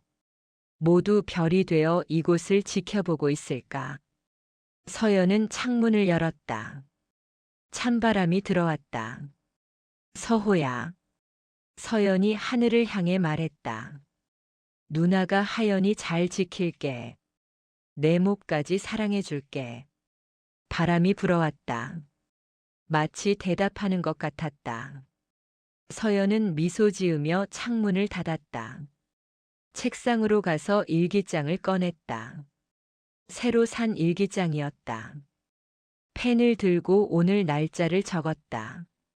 2026년 10월 31일. 명예씨 기일에 묘소를 다녀왔다. 지혜가 임신 소식을 알렸다. 새 생명이 우리 가족에 찾아온다. 명희라는 이름을 물려받을 아이. 나는 이제 할머니가 된다. 아니, 이모 할머니가 되는 건가?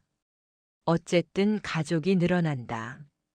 멈춰있던 시간이 다시 흐른다. 과거는 바꿀 수 없지만 미래는 만들 수 있다.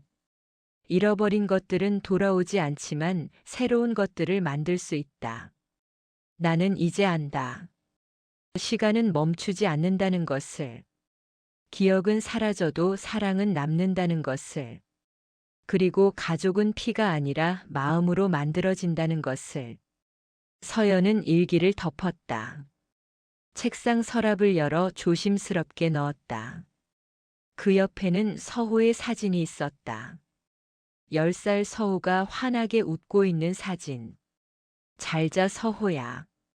서연이 사진을 쓰다듬었다. 누나도 이제 잘 살게. 불을 끄고 침대에 누웠다.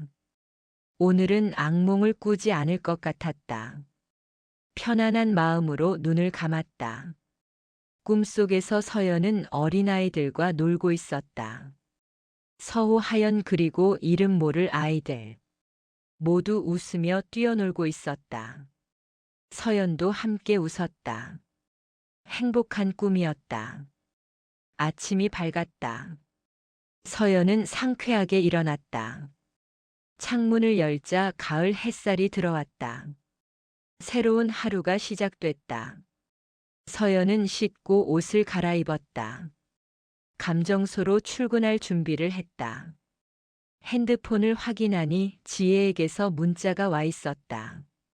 이모, 오늘 점심 같이 먹어요. 하고 싶은 얘기가 있어요. 서연은 웃으며 답장을 보냈다. 그래, 어디서 만날까? 곧 답장이 왔다. 감정소 앞 그 카페요. 12시에 봬요. 서연은 핸드폰을 주머니에 넣고 집을 나섰다. 엘리베이터를 타고 내려갔다. 로비를 지나 밖으로 나왔다. 햇살이 따뜻했다. 서연은 하늘을 올려다봤다. 구름 한 점 없는 맑은 하늘이었다. 좋은 하루가 될 것 같아. 서연이 중얼거렸다. 그리고 천천히 걸어갔다. 감정소를 향해.